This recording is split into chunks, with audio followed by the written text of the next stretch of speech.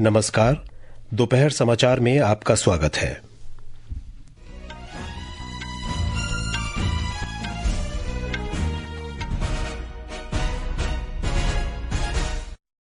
प्रधानमंत्री नरेंद्र मोदी ने ब्रिक्स सम्मेलन में कहा, किसी भी देश को अत्यंत महत्वपूर्ण खनिजों, प्रौद्योगिकी या आपूर्ति श्रृंखला को हथियार नहीं बनाना चाहिए।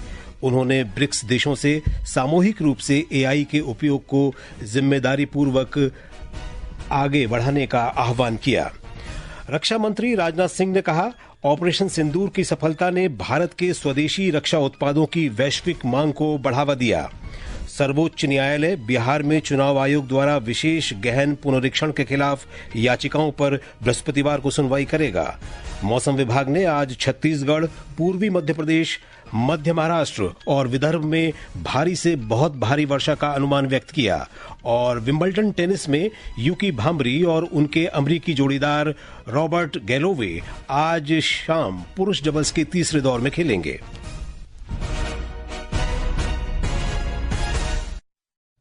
दोपहर समाचार के साथ मैं विशाल शर्मा। प्रधानमंत्री नरेंद्र मोदी ने कहा है कि किसी भी देश को अत्यंत महत्वपूर्ण खनिजों, प्रौद्योगिकी और आपूर्ति श्रृंखलाओं का अपने स्वार्थ के लिए हथियार के रूप में उपयोग नहीं करना चाहिए। रियो डी जेनेरो में ब्रिक्स शिखर सम्मेलन के दौरान संवाद सत्र में श्री मोदी ने कहा कि महत्वपूर्ण खनिजों और प्रौद्योगिकी क्षेत्र में सहयोग बढ़ाकर आपूर्ति श्रृंखलाओं को सुरक्षित और लचीला बनाने की आवश्यकता है। उन्होंने कहा कि ब्रिक्स न्यू डेवलपमेंट बैंक परियोजनाओं में मांग आधारित निर्णय लेने, वित्तीय स्थिरता और अच्छी क्रेडिट रेटिंग बनाए रखने पर ध्यान केंद्रित किया जाना चाहिए। प्रधानमंत्री ने कहा कि 21वीं सदी में लोगों की प्रगति और कल्याण काफी हद तक प्रौद्योगिकी, विशेष रूप से आर्टिफिशियल इंटेलिजेंस एआई पर निर्भर है।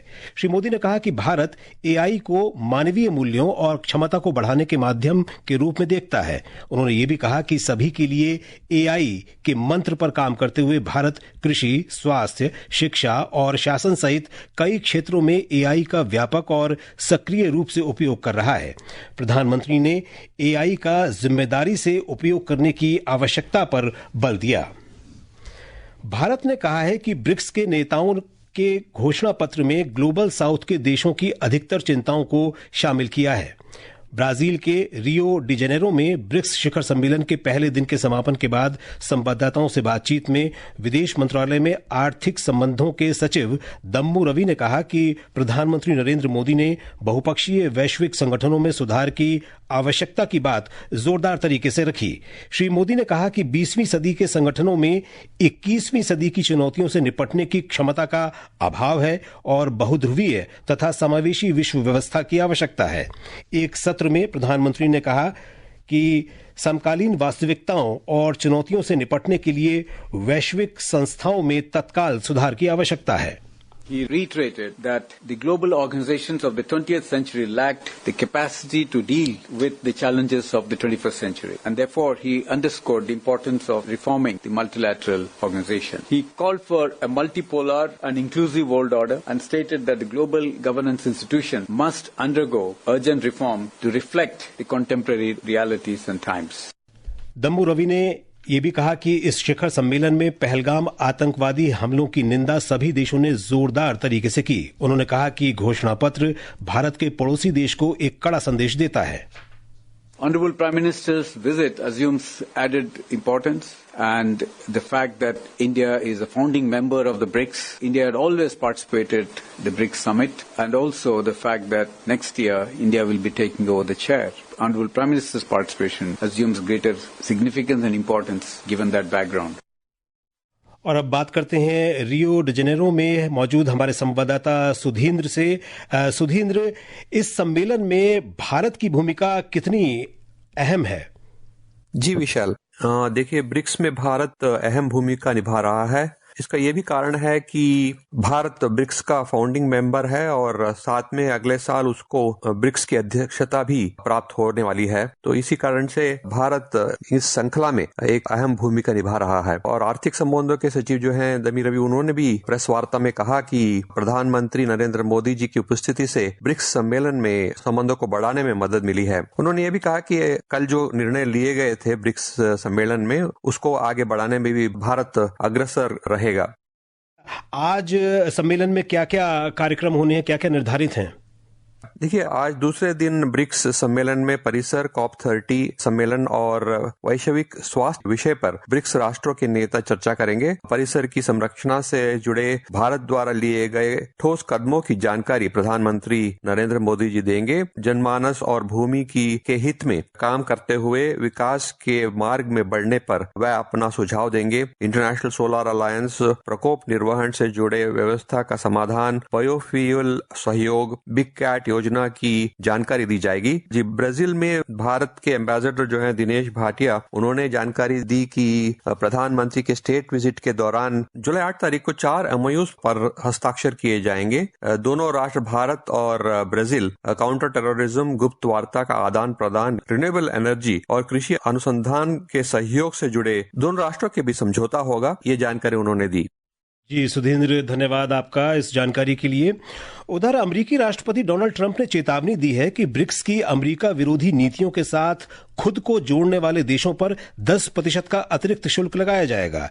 एक सोशल मीडिया पोस्ट में ट्रंप ने कहा कि इस नीति में कोई छूट नहीं दी जाएगी। ब्रिक्स देशों द्वारा अमेरिकी आयात शुल्क में वृद्धि की निंदा किए जाने के बाद ट्रंप ने ये टिप्पणी की है। ये समाचार हमारी वेबसाइट www.newsonair.gov.in और हमारे न्यूज ऑन AIR ऐप पर भी उपलब्ध हैं। दोपहर समाचार में आपका फिर स्वागत है। रक्षा मंत्री राजनाथ सिंह ने कहा है कि हाल ही में ऑपरेशन सिंदूर के दौरान भारत के घरेलू उपकरणों की प्रदर्शन क्षमता ने स्वदेशी रक्षा उत्पादों की वैश्विक मांग को बढ़ा दिया है। नई दिल्ली में आज नियंत्रक सम्मेलन को संबोधित करते हुए श्री सिंह ने कहा कि भारत के रक्षा क्षेत्र में अपार संभावनाएं हैं। उन्होंने कहा कि प्रधानमंत्री नरेंद्र मोदी के नेतृत्व में भारत ने रक्षा क्षेत्र में काफी आत्मनिर्भरता हासिल कर ली है। श्री सिंह ने कहा कि विदेशों से आयात किए जाने वाले अधिकांश रक्षा उपकरण अब देश में ही बनाए जा रहे हैं।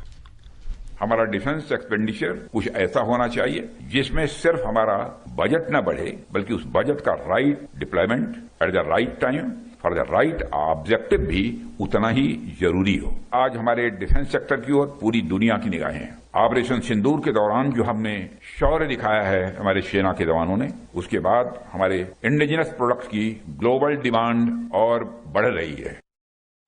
रक्षा मंत्री ने रक्षा क्षेत्र में आर्थिकी के महत्व पर जोर दिया। श्री सिंह ने कहा कि अमेरिका और यूरोपीय देशों सहित लगभग सभी प्रमुख देश अपने रक्षा व्यय में तेजी से वृद्धि कर रहे हैं। फाइनेंशियल मैनेजमेंट को आगे बढ़ाते हुए डिफेंस इकोनॉमिक्स के क्षेत्र में भी आप आगे कदम बढ़ाएं, और उसके पीछे कारण यही था, आज भारत सहित पूरा विश्व रीआर्मामेंट के नए दौर से गुजर रहा है और अब इस क्षेत्र में काफी कैपिटल इंटेंसिव इन्वेस्टमेंट भी किए जा रहे हैं। उपराष्ट्रपति जगदीप धनखड़ ने लोकतंत्र के 3 स्तंभों कार्यपालिका, न्यायपालिका और विधायिका में संतुलन बनाए रखने के महत्व पर बल दिया है। श्री धनखड़ ने कहा कि अपने क्षेत्र में हर संस्थान सर्वोच्च है। एक क्षेत्र का दूसरे क्षेत्र में किसी भी प्रकार का अतिक्रमण लोकतंत्र के लिए खतरनाक साबित हो सकता है। केरल के कोच्चि में आज राष्ट्रीय विधि एवं उन्नत अध्ययन विश्वविद्यालय के विद्यार्थियों के साथ बातचीत में उपराष्ट्रपति ने कहा कि भारत को शांति और सद्भाव पर आधारित विश्व के निर्माण में महत्वपूर्ण भूमिका निभानी चाहिए। उपराष्ट्रपति केरल की 2 दिन की यात्रा पर हैं। रेल मंत्री अश्विनी वैष्णव ने कहा है कि प्रधानमंत्री नरेंद्र मोदी के नेतृत्व में रेलवे देश के विकास के लिए प्रतिबद्ध है। बिहार के समस्तीपुर में कर्पूरी ग्राम रेलवे स्टेशन पर एक जनसभा को संबोधित करते हुए श्री वैष्णव ने कहा कि पिछले 11 वर्षों में 33,000 किलोमीटर से अधिक नई रेल लाइन बिछाई गई हैं। उन्होंने कहा कि एनडीए शासन में और अधिक अत्याधुनिक ट्रेनों और तकनीक के साथ रेलवे में बदलाव देखने को मिल रहा है। कृषि और किसान कल्याण मंत्री शिवराज सिंह चौहान ने देश में मक्का की खेती को बढ़ावा देने के लिए बहुहितधारक दृष्टिकोण अपनाने का आह्वान किया है। उन्होंने इस बात पर जोर दिया कि इस लक्ष्य को पूरा करने के लिए राज्य और केंद्र सरकार के वैज्ञानिकों, किसानों, कृषि विश्वविद्यालयों और उद्योगों को मिलकर काम करना चाहिए। श्री सिंह ने आज नई दिल्ली में फिक्की के 11वें भारत मक्का शिखर सम्मेलन को संबोधित करते हुए ये बात कही। उन्होंने कहा कि मक्का का उत्पादन और बढ़ाने की आवश्यकता है। बंगाल में, बिहार में प्रोडक्टिविटी अब एवरेज से ज्यादा है। ओवरऑल अभी और बढ़ाने की जरूरत है। हमको आईसीआर को धन्यवाद भी देना चाहिए कि मक्का की 265 अलग अलग वेराइटीज विकसित की है और उनमें से 77 हाइब्रिड किस्में भी है, जिसपे स्पेशलिटी कॉर्न भी शामिल है और लगभग 30 बायो-फोर्टिफाइड भी है। सर्वोच्च न्यायालय ने आज बिहार में मतदाता सूचियों के विशेष गहन पुनरीक्षण पर निर्वाचन आयोग के फैसले को चुनौती देने वाली याचिकाओं पर सुनवाई की सहमति दे दी। मामले की सुनवाई बृहस्पतिवार को होगी। चुनाव वाले राज्य में मतदाता सूचियों के विशेष गहन पुनरीक्षण के तरीके और समय को लेकर आयोग के कदम को शीर्ष न्यायालय में चुनौती दी गई थी। ये समाचार आकाशवाणी से प्रसारित किए जा रहे हैं। ताजा समाचार जानने के लिए आप हमारे social media handle x@AIR News Hindi को फॉलो कर सकते हैं। और अब बात मौसम की। मौसम विभाग ने आज छत्तीसगढ़, पूर्वी मध्य प्रदेश, मध्य महाराष्ट्र और विदर्भ में भारी से बहुत भारी वर्षा का अनुमान व्यक्त किया है। आकाशवाणी समाचार से बातचीत में मौसम विभाग के वरिष्ठ वैज्ञानिक आर.के. जेनामणि ने बताया कि ओडिशा, छत्तीसगढ़ और पूर्वी मध्य प्रदेश के लिए आज भारी वर्षा को लेकर रेड अलर्ट जारी किया गया है। उन्होंने ये भी बताया कि दिल्ली और आसपास के क्षेत्रों में अगले 2 दिनों तक हल्की से मध्यम वर्षा हो सकती है। अति भारी बारिश का जो वार्निंग है तो उड़ीसा का आंध्रनी क्षेत्र और उसी के साथ साथ सटा हुआ जो छत्तीसगढ़ और पूर्व मध्य प्रदेश के लिए है, और जो सराउंडिंग एरिया है वो भारी बारिश का ऑरेंज कलर वार्निंग है। जैसे GWP है, वेस्ट मध्य प्रदेश है, पश्चिम मध्य प्रदेश और पश्चिम भारत में मेनली जो पंजाब, हरियाणा, हिमाचल प्रदेश, उत्तराखंड और फर्दर जैसे राजस्थान, पूर्व राजस्थान और गुजरात, यहाँ ऑरेंज कलर का हेवी रेनफॉल वार्निंग है। राष्ट्रीय राजधानी दिल्ली के क्षेत्र के लिए हम लोग येलो अलर्ट रखा है। लाइट टू मॉडरेट ऐसे जो रेन चल रहा है कंटिन्यू करेगा क्योंकि मानसून ट्रफ काफी पास है। मध्य प्रदेश में लगातार हो रही बारिश से आम जनजीवन प्रभावित हुआ है। हमारे संवाददाता ने बताया है कि राज्य के जबलपुर, मंडला, शहडोल और डिंडोरी क्षेत्र सबसे ज्यादा प्रभावित हैं। भारी बारिश के चलते जबलपुर के बरगी बांध के 9 गेट खोल दिए गए हैं, जिससे नर्मदा नदी का जल स्तर लगातार बढ़ रहा है, जिसको देखते हुए प्रशासन ने निचले इलाकों के लिए अलर्ट जारी किया है। लगातार हो रही बारिश के चलते जबलपुर, मंडला, बालाघाट और डिंडोरी जिलों के स्कूलों में छुट्टियां घोषित कर दी गई हैं। नर्मदापुरम जिले के बनखेड़ी में एक दिन में 7 इंच से ज्यादा बारिश हुई है। शहडोल जिले के कई घर जलमग्न हो गए हैं। वहीं डिंडोरी जिले में कई जगहों से संपर्क टूट गया है। मौसम विभाग ने जबलपुर, सिवनी, बालाघाट, मंडला और दमोह जिलों के लिए आज अति भारी बारिश का ऑरेंज अलर्ट जारी किया है। मौसम विभाग ने अगले 4 दिनों तक प्रदेश के सभी जिलों में भारी बारिश की संभावना जताई है। प्रशांत शर्मा, आकाशवाणी समाचार, भोपाल। श्री अमरनाथ जी यात्रा का आज 5वां दिन है। ये यात्रा इस महीने की 3 तारीख से शुरू हुई थी। ब्यौरा हमारे संवाददाता से।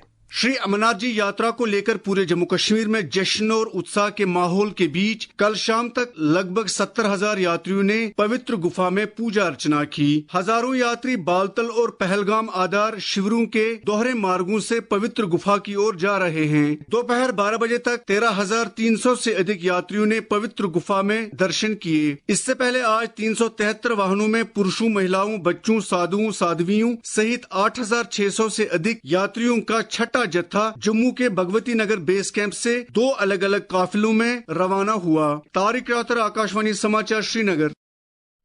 आकाशवाणी का समाचार सेवा प्रभाग फोन इन कार्यक्रम पब्लिक स्पीक में आज रात 9:30 बजे कर्मचारी भविष्य निधि संगठन की डिजिटल क्रांति, सेवाओं में सुधार और सरलीकरण विषय पर परिचर्चा प्रसारित करेगा। कर्मचारी भविष्य निधि संगठन के केंद्रीय भविष्य निधि आयुक्त श्री रमेश कृष्णमूर्ति परिचर्चा में भाग लेंगे। श्रोता कार्यक्रम के दौरान टेलीफोन नंबर 011-2242-1050 और 011-2331-4444 पर अपने प्रश्न पूछ सकते हैं। बात खेलों की करते हैं। विंबलडन टेनिस में आज भारत के यूकी भांबरी अपने अमेरिकी जोड़ीदार रॉबर्ट गैलोवे के साथ पुरुष डबल्स के तीसरे राउंड में खेलेंगे। भांबरी एकमात्र भारतीय खिलाड़ी हैं जो अभी भी दौड़ में बने हुए हैं। और अब अंत में मुख्य समाचार एक बार फिर। प्रधानमंत्री नरेंद्र मोदी ने ब्रिक्स सम्मेलन में कहा, किसी भी देश को अत्यंत महत्वपूर्ण खनिजों और प्रौद्योगिकी आपूर्ति श्रृंखला को हथियार नहीं बनाना चाहिए। उन्होंने ब्रिक्स से सामूहिक रूप से AI के उपयोग को जिम्मेदारी से आगे बढ़ाने का आह्वान किया। रक्षा मंत्री राजनाथ सिंह ने कहा, ऑपरेशन सिंदूर की सफलता ने भारत के स्वदेशी रक्षा उत्पादों की वैश्विक मांग को बढ़ावा दिया। सर्वोच्च न्यायालय बिहार में चुनाव आयोग द्वारा विशेष गहन पुनरीक्षण के खिलाफ याचिकाओं पर बृहस्पतिवार को सुनवाई करेगा। इसके साथ ही दोपहर समाचार का ये अंक समाप्त हुआ। नमस्कार।